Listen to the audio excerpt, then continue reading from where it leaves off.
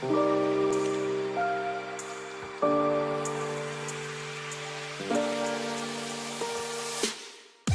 only player went with more determination was Mohamed Hakim. He's in Belgium.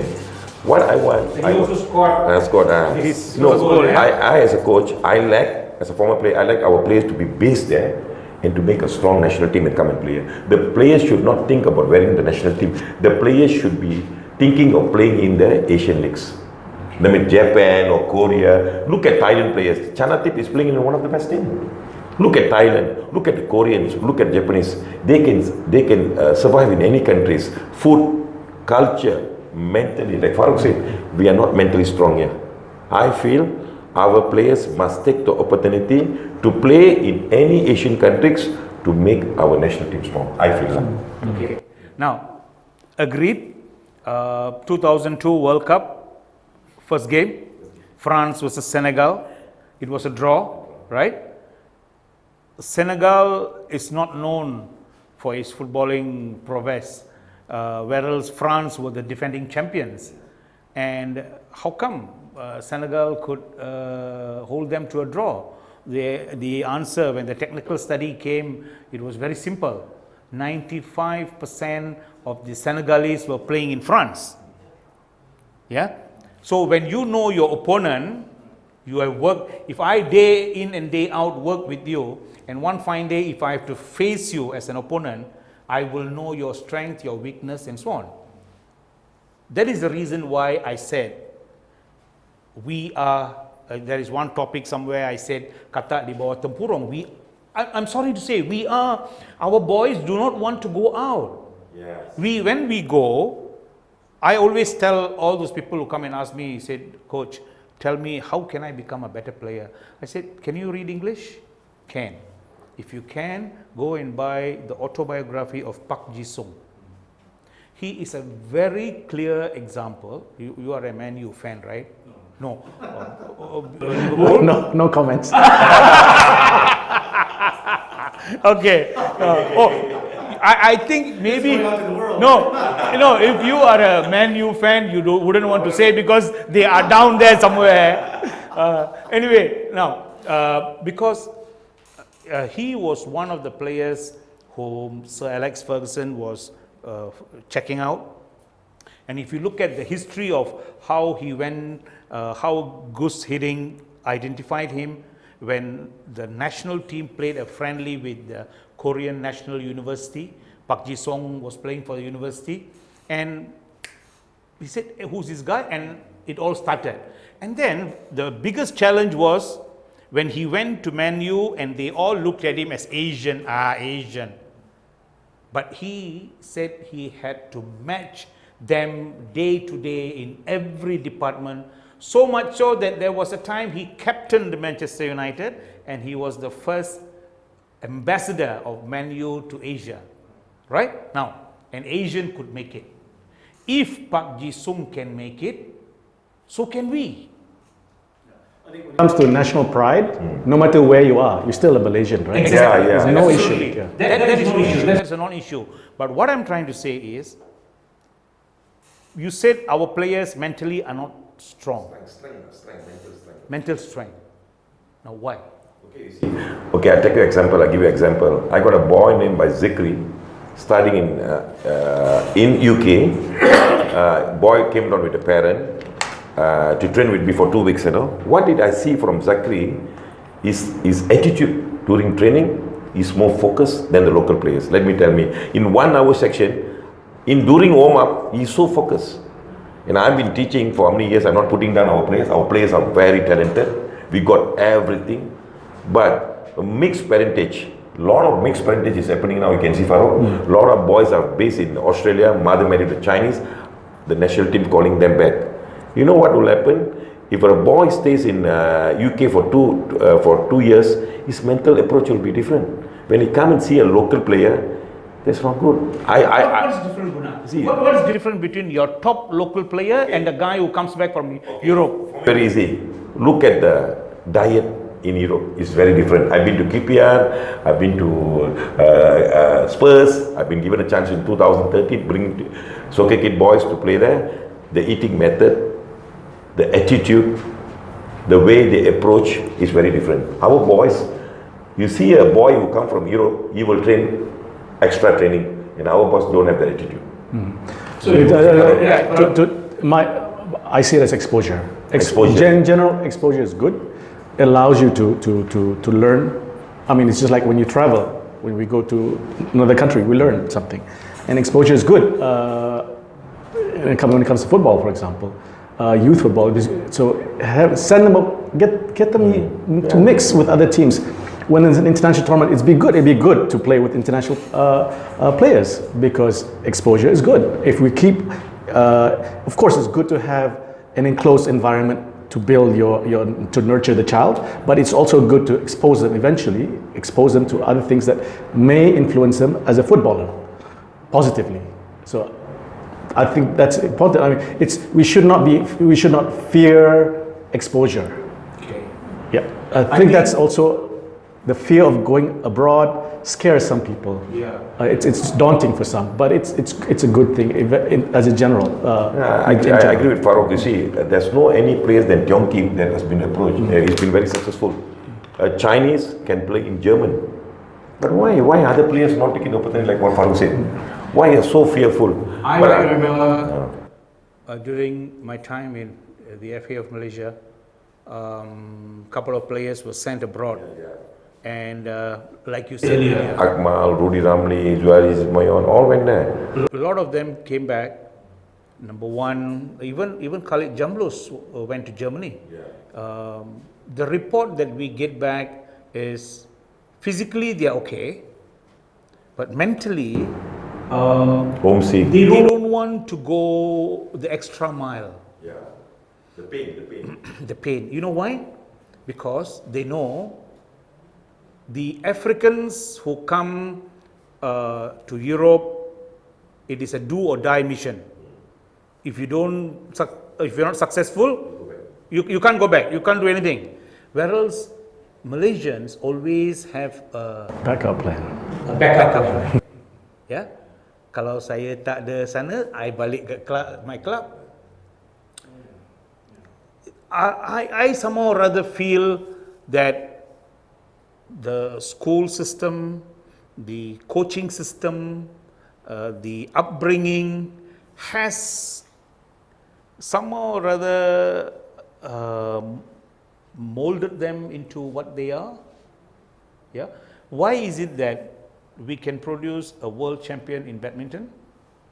Why is it that we could produce a world champion in squash?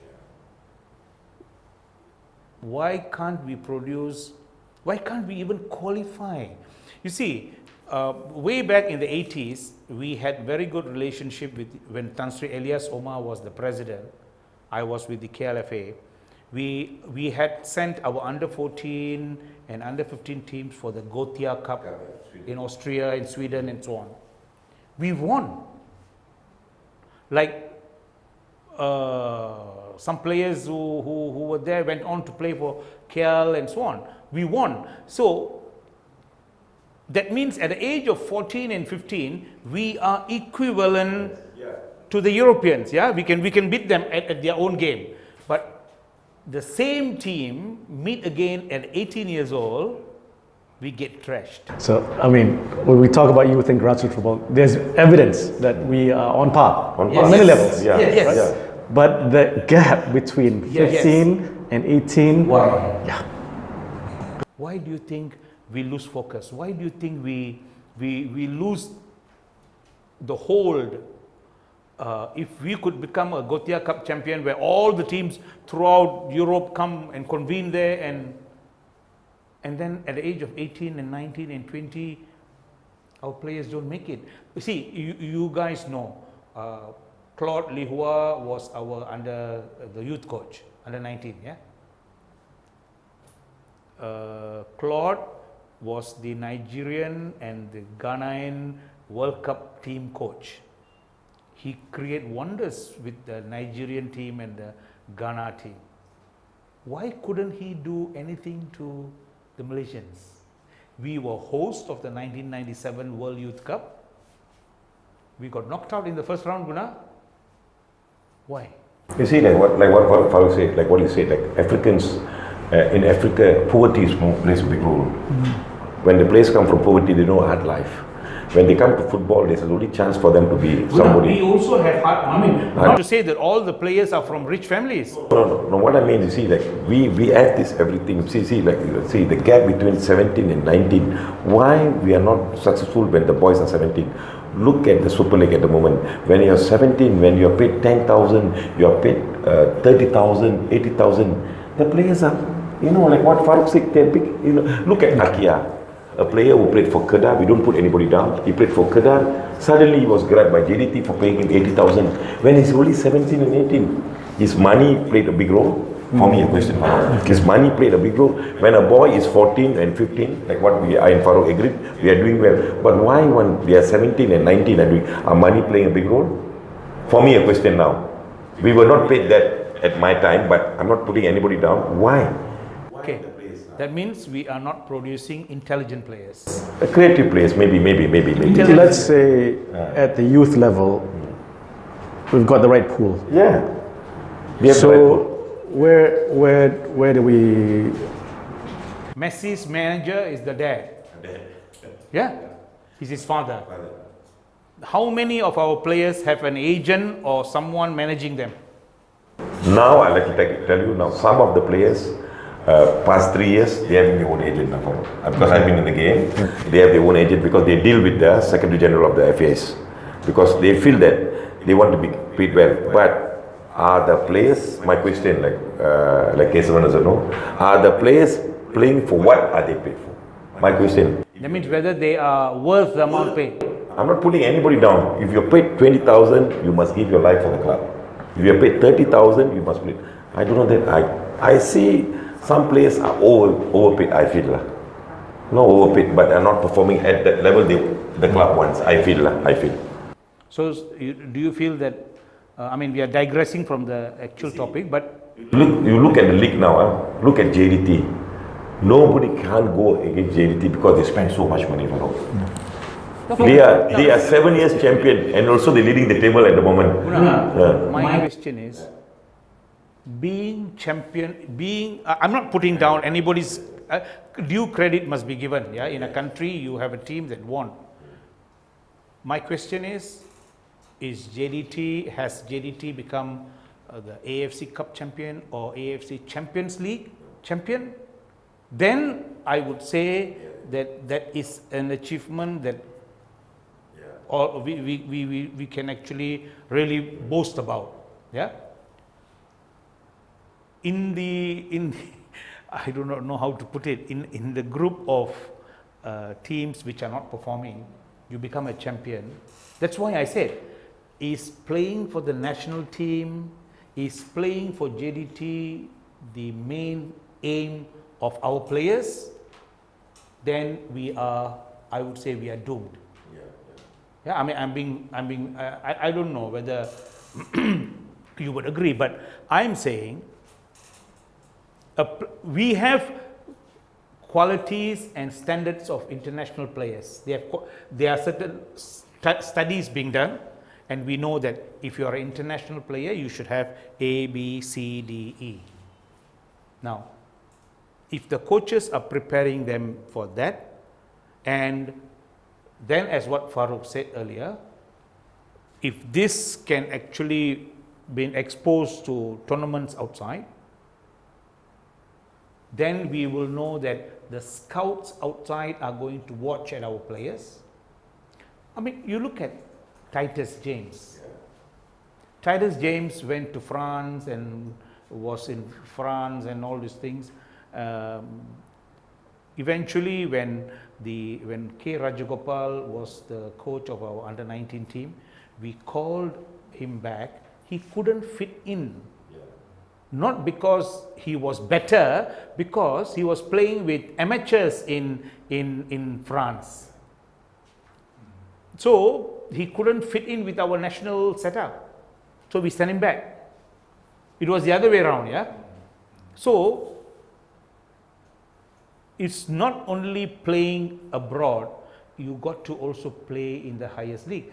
The guy from Terengganu, went to play in Japan, but he was in the 4th division. You have to play in J1 or J2. Yeah, you see, Japan started later than us. In 1992, there were about 40 people from Japan, JFA, came down to Malaysia to study our league, our semi-pro league. After having a look at the semi-pro league, they took back all the pointers and they started J-League in 1993. And look where they are now. We started way back in 1984, our semi-pro league. 89. Yeah, planning was done, and 89 we started the league, and look where are we now?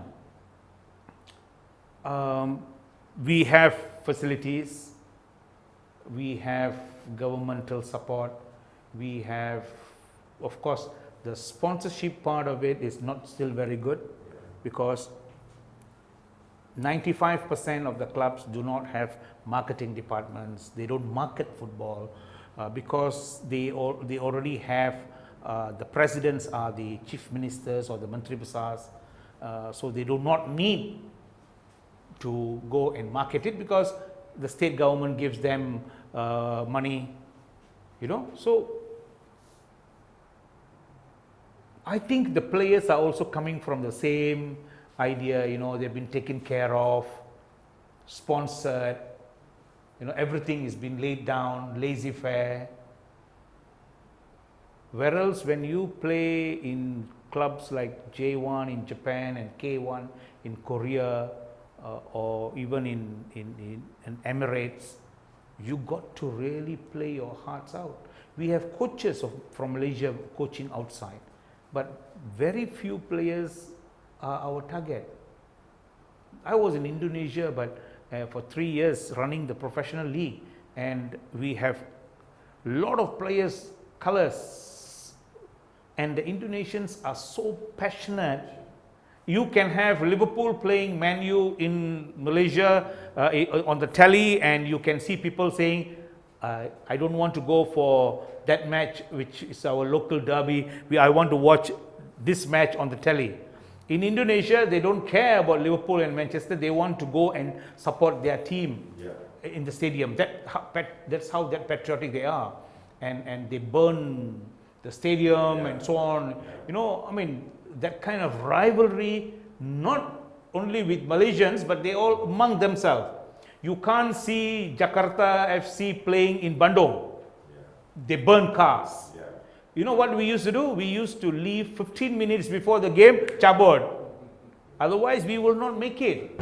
Okay, not winning at all costs, because the boys can see, the players can see, the parents can see.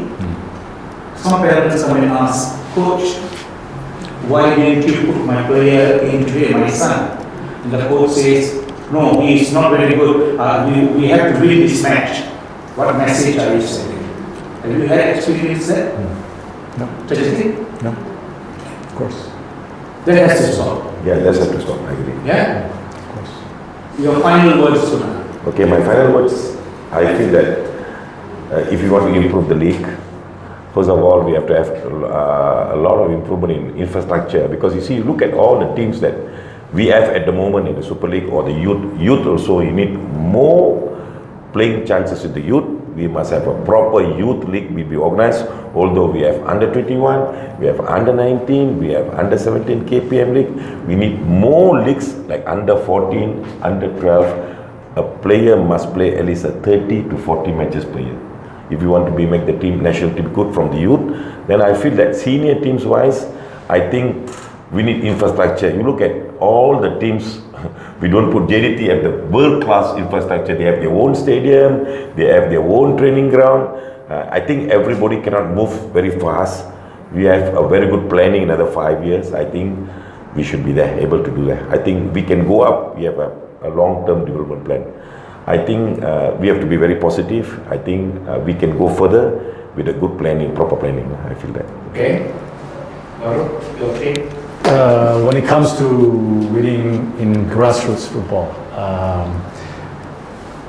winning is important in life. I mean, but how do we raise a child to be able to be a winner in all areas? So that football is just one avenue that we can use to build up, nurture a child. We can use football in many ways, not just for sporting activities, but to build themselves up, build the character as they grow up. So yes, winning is important, but what are we setting as the right parameter as a winner? So it can be improved.